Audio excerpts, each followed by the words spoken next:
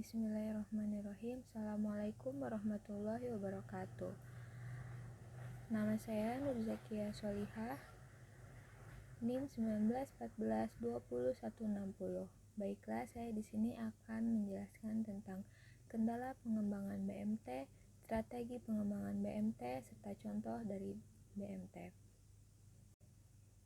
Kendala pengembangan BMT yang pertama yaitu akumulasi kebutuhan dana masyarakat belum bisa dipenuhi oleh BMT.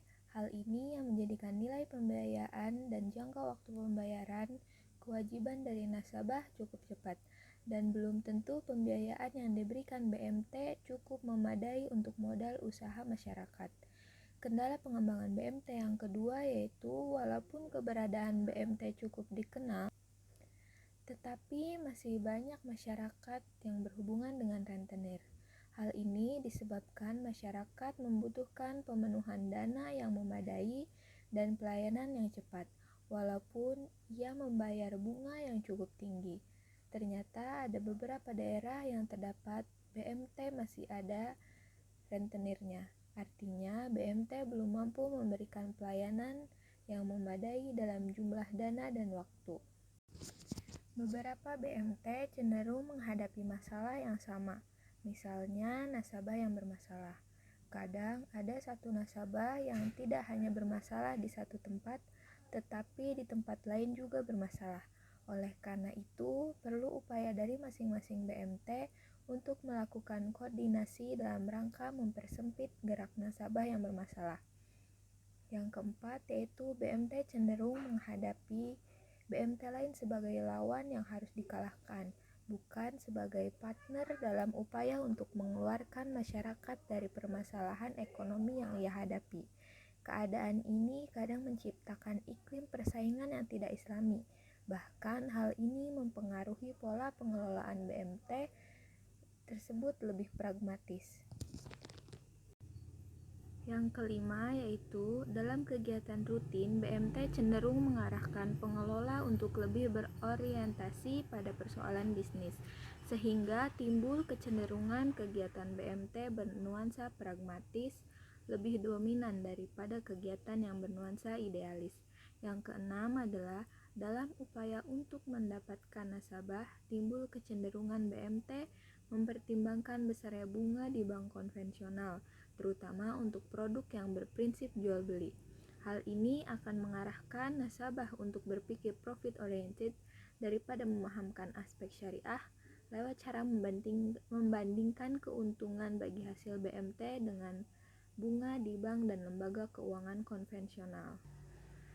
Yang ketujuh, BMT lebih cenderung menjadi baitul tamwil daripada baitul mal, di mana lebih banyak menghimpun dana yang digunakan untuk bisnis daripada untuk mengelola zakat, infak, dan sodako. Yang kedelapan, pengetahuan pengelola BMT sangat mempengaruhi BMT dalam menangkap masalah-masalah dan menyikapi masalah ekonomi yang terjadi di tengah-tengah masyarakat, sehingga menyebabkan dinamisasi dan inovasi BMT tersebut kurang. Selanjutnya, strategi pengembangan BMT.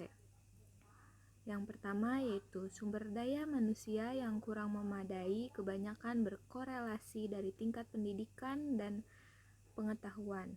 BMT dituntut meningkatkan sumber daya melalui pendidikan formal ataupun non-formal. Oleh karena kerjasama dengan lembaga pendidikan yang mempunyai relevansi dengan hal ini tidak bisa diabaikan. Misalnya kerjasama BMT dengan lembaga-lembaga pendidikan atau bisnis islami. Yang kedua, strategi pemasaran yang local oriented berdampak pada lemahnya upaya BMT untuk mensosialisasikan produk-produk BMT di luar masyarakat di mana BMT itu berada.